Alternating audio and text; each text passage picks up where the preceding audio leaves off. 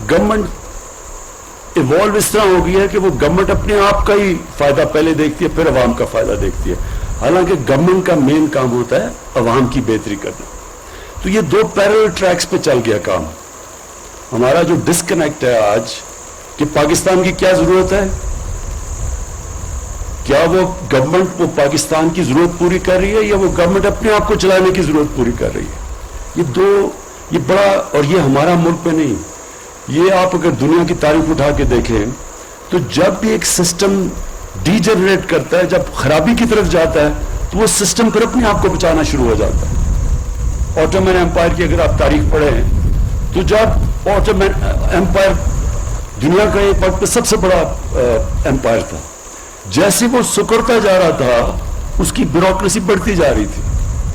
تو اس سے جو میں کہنے کی کوشش کر رہا ہوں یہ کہ جو اس ملک کی اس وقت سب سے بڑی ضرورت کیا ہے، ویلتھ کریشن، دولت میں اضافہ کریں ہم پاکستان کا، دولت میں جب اضافہ کریں گے نوکریاں ملیں گی، ٹیکس کلیکشن بڑھے گی، اتنے جو قرضے چڑھے ہوئے اس ملک کے اوپر ہم اپنے قرضے واپس کر سکیں گے۔ لیکن جو گورنمنٹ ہے جس طرح ہماری بن چکی ہے وہ اس طرح دیکھتی نہیں ہے۔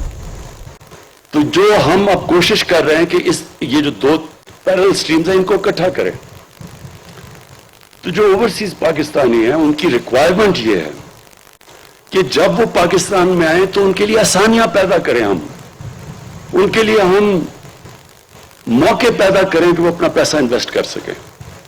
لوگوں کو اس چیز کا علم نہیں ہے کہ جو اوورسیز پاکستانی کے پاس اس وقت جو ان کا جی ڈی پی یا سالانہ آمدنی 90 لاکھ پاکستانی باہر ہیں، یہ 90 لاکھ پاکستانی کی جو سالانہ آمدنی ہے وہ تقریباً ہماری 22 کروڑ لوگوں کی اتنی آمدنی ہے۔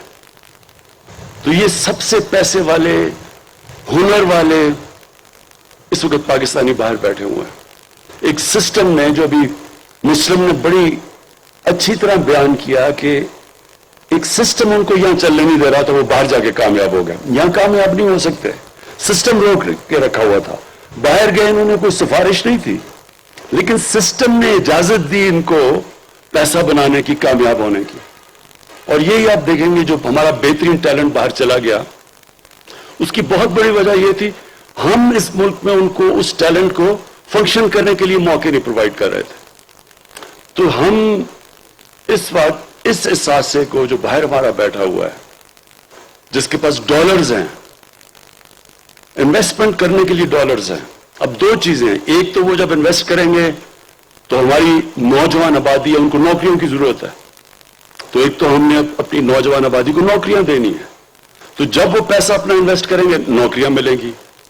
لیکن اس سے بھی بڑی چیز اس وقت پاکستان کا مسئلہ یہ ہے کہ ہم نے اپنی تاریخ میں کوشش ہی نہیں کی اپنی ایکسپورٹس بڑھانے کی۔ ایک ملک تب امیر ہوتا ہے جب اس کے پاس چیزیں دنیا کو بیچنے کے لیے ہوں۔ جب اس نے اپنے ایکسپورٹس بڑھائی نہیں، یعنی ایک سنگاپور کی 300 ارب ڈالر کی ایکسپورٹس ہے، 60 لاکھ کی آبادی ہوگی اس کی، پاکستان کی انشاءاللہ اس باری 30 ارب کی ایکسپورٹس ہوگی۔ ملیشیا جس کی کوئی 6 کروڑ کی آبادی ہے اس کی 200 ارب ڈالر کی ایکسپورٹس ہے۔ تو ہم 22 کروڑ لوگ سوچیں کہ ہم کتنی چیزیں ایکسپورٹ کر سکتے تھے اب تک، لیکن کبھی نہ گورنمنٹ کسی نے کوشش ہی نہیں کی۔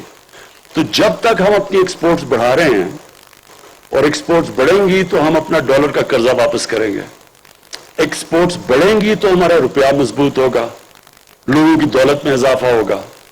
لیکن جب تک ہماری ایکسپورٹس نہیں بڑھ رہی تو جو ہمارا اوورسیز پاکستانی بیٹھے ہوئے ہیں ان کو کسی طرح پاکستان میں لائیں تاکہ وہ انویسٹمنٹ کریں۔ جب وہ انویسٹمنٹ کریں گے ہمارے ڈالرز، اور جب ڈالر لے کے آئیں گے ہمارے ریزروز بڑھیں گے، ریزروز بڑھیں گے، روپیہ مضبوط ہوگا۔ جیسے جیسے روپیہ مضبوط ہوتا جائے گا مہنگائی کم ہوتی جائے گی، غربت کم ہوگی۔ تو اس سائیکل میں آپ نے سمجھنا ہے کہ کیوں ضروری ہے ہمیں کہ ہم اوورسیز پاکستانی جس طرح مسلم ہیں ان کو پوری طرح کوشش کریں کہ پاکستان میں وہ موقع دیں کہ وہ اپنا پیسہ انویسٹ کر سکیں۔ ابھی تک اوورسیز پاکستانی کیا کرتے تھے؟ وہ زیادہ سے زیادہ ایک پلاٹ کے اوپر پلاٹ خرید لیتے تھے، اور بدقسمتی اس سسٹم کی خرابی اتنی تھی کہ وہ پلاٹ لیتے تھے اس کے اوپر قبضہ ہو جاتا تھا، اور کتنے پاکستانی آئے کہ انہوں نے بیچاروں پیسے بنائے، اور خاص طور پہ مزدور 15-20 سال پیسہ اکٹھا کر کے بیچاروں نے پلاٹ لیا، یہاں قبضہ گروپ نے وہ پلاٹ کے اوپر قبضہ کیا، اور ہمارا نظام ہی ایسا تھا کہ وہ کچھ بھی نہیں کر سکتے تھے. تو اس وقت یہ ہماری جنگ ہے اس سسٹم کو ٹھیک کرنے کی، اور اس سسٹم کو ٹھیک کرنے کی جنگ ایسے ہے کہ ہم قانون کی بالادستی کی جنگ لڑ رہے ہیں. Rule of law. ایک معاشرہ تب آگے بڑھتا ہے جدھر قانون کی بالادستی ہو. کوئی بھی ملک خوشحال نہیں ہے جدھر قانون کی بالادستی نہیں ہے. آج امیر ترین ملک ہیں وسائل کے طور پہ افریقہ میں ہیں، کئی امیر ترین ملک ہیں، لیکن کیونکہ وہاں قانون کی بالادستی ہے غربت کی انتہا ہے. اور پاکستان کا بھی یہ مسئلہ ہے کہ جیسے جیسے ہم اپنا رول آف لا، ہم اس ملک میں قانون کی بالادستی وہ جیسے جیسے قائم کرتے رہیں گے، خود ہی اوورسیز پاکستانی پاکستان میں آ کے پیسہ انویسٹ کریں گے، کیونکہ ان کو اعتماد ہوگا کہ ان کے پیسے کے اوپر کوئی قبضہ نہیں کرے گا، ان کی پراپرٹی کے اوپر ان کی کانٹریکٹ انفورس ہوگا. تو اس کے لیے یہ ہے ساری سٹرگل چل رہی پاکستان کی اس وقت. یہ جو سارے پرانے بڑے بڑے لوگ جنہوں نے اربوں روپیہ چوری، ڈالر چوری کر کے باہر بڑے بڑے محلات لیے ہوئے ہیں، یہ سارے جو اس وقت اٹیک کر رہے ہیں اس گورنمنٹ کو، ان کا مسئلہ یہ ایک ہے، یہ قانون کی بالادستی نہیں چاہتے. کیونکہ اس وقت یہ وہ لوگ ہیں جو کرپٹ سسٹم سے فائدہ اٹھا کے بیٹھے ہوئے ہیں، اور کرپٹ سسٹم کی وجہ سے انویسٹمنٹ نہیں آتی. یہ دبئی کیوں جا کے انویسٹ کرتے ہیں؟ کیونکہ دبئی میں قانون ہے، کوئی کسی کی ضرورت نہیں ہے ان کی زندگی کو کوئی پیسہ مانگے، کچھ کرے، رشوت مانگے، کوئی کسی کی ضرورت نہیں ہے. سارے پاکستانی کراچی سے اٹھ کے جا کے دبئی میں پیسہ لگا رہے ہیں.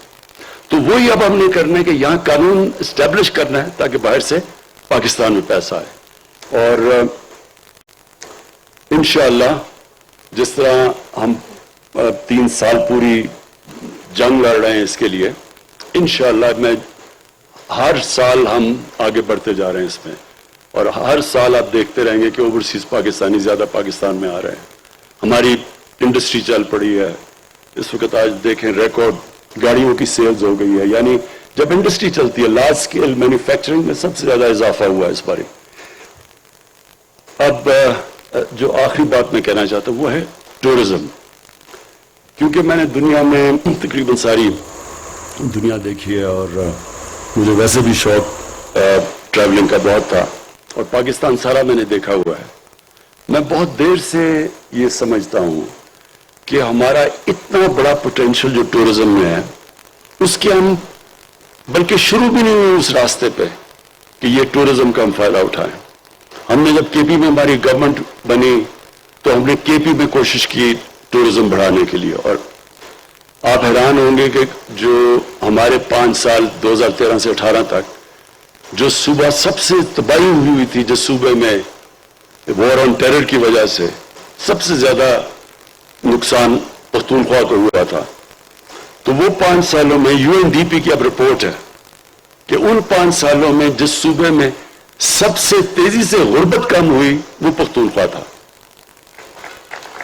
اور اس کی بڑی وجہ یہ تھی کہ ہم نے پختونخوا میں ٹورزم کو پوری کوشش کی ٹورزم بڑھانے کی.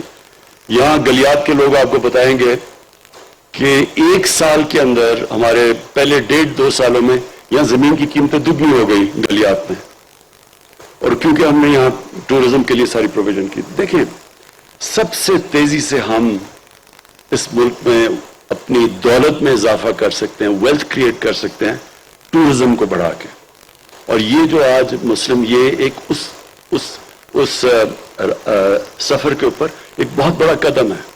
ہلٹن جیسا اگر بڑا برانڈ اور اس جگہ پہ یہ واٹر شیڈ کے اوپر ہے، اس سے بہتر لوکیشن نہیں مل سکتا کہیں بھی.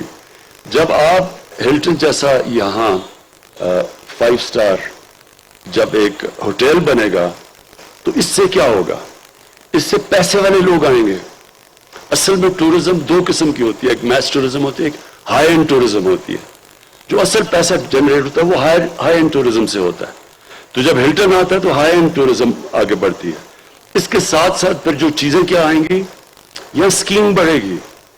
پہلے سردیوں میں خالی پڑا ہوتا تھا یہ سارے گلیات، اب سردیوں گرمیوں میں دونوں میں होटल्स भरे हुए होते हैं। तो असल में जो अब अगला फेज पाकिस्तान में आ रहा है, रिजॉर्ट्स, होटल्स के बाद रिजॉर्ट्स और फिर स्कीइंग। आपको हैरत होगी कि पाकिस्तान, एक ऑस्ट्रियन ने मुझे बताया कि जो पाकिस्तान में स्कीइंग है वो दुनिया में इतनी नहीं, क्योंकि अब बड़ी देर तक बर्फ रहती है। हमारे पहाड़ इतने इतने ऊंचे हैं, ये सारा पख्तूनख्वा के अंदर और आगे नॉर्दर्न एरियाज में, कि हम वो सर्दियों में भी होटल्स भरे रहेंगे स्कीइंग की वजह से, और गर्मियों में वैसी लोकल टूरिज्म इतनी है। ईद की छुट्टियों में 27 लाख टूरिस्ट आए हैं पख्तूनख्वा के अंदर, 27 लाख टूरिस्ट आए हैं। अब सोचेंगे ये जब टूरिस्ट आया है, इसके लिए हम कोई रिजॉर्ट्स कर देते हैं। वो बच्चों के साथ लोग आते हैं, बच्चों के लिए, जिस तरह यहां से दुबई जाते हैं।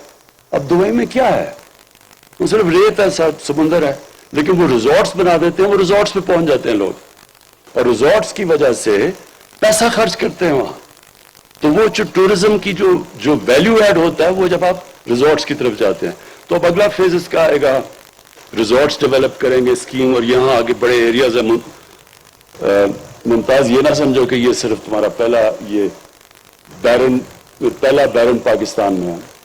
ये आप आगे हमने बड़ी जबरदस्त जगह देखी हुई है, और वो मैं आपको बताऊं, आपका बिल्कुल पॉइंट ठीक है कि उसके जो जमीन की कीमत है वो इतनी ज्यादा हो जाती है कि वो उसका फीजिबल नहीं रहता रिजॉर्ट बनाने के लिए।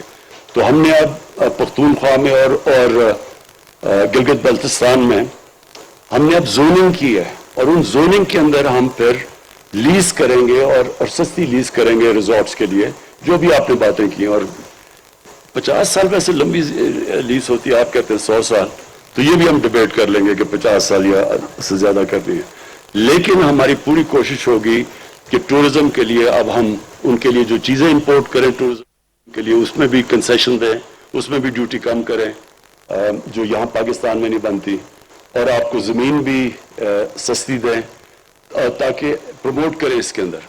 और मेरा ये ओपिनियन है कि इंशाल्लाह अगर हमने सही माने में टूरिज्म के ऊपर तवज्जो दे दी, जो अब हम दे रहे हैं, तो इंशाल्लाह ये जो हमारा कर्जा है, ये सिर्फ हम टूरिज्म के ऊपर हम अपना पाकिस्तान में बैरूनी मुल्क कर्जा उतार सकते हैं। मैं फिर से मुमताज आपको आज इस ग्राउंड ब्रेकिंग में मुबारक देता हूँ। मैं स्पेशली इसलिए आज आया ग्राउंड ब्रेकिंग पे। उम्मन तो मैं इंतज़ार करूँगा जब इसकी ओपनिंग होगी आपकी होटल की, लेकिन ग्राउंड ब्रेकिंग में इसलिए क्योंकि मुझे पता है कि आपको मैंने पहली दफ़ा सजेस्ट किया था यहाँ के नथिया गली में आके रिजॉर्ट बनाओ, आज से 4-5 साल पहले। और मैं आपको इनकरेज इसलिए करना चाहता हूँ, मैं और भी ओवरसीज़ पाकिस्तानीज़ को इनकरेज करना चाहता हूँ कि वो पाकिस्तान आएँ, यहाँ पैसा इन्वेस्ट करें, और इंशाल्लाह हम जितनी भी रुकावटें हैं उनके रास्ते में इंशाल्लाह वो हम दूर करेंगे। शुक्रिया। नाज़रीन।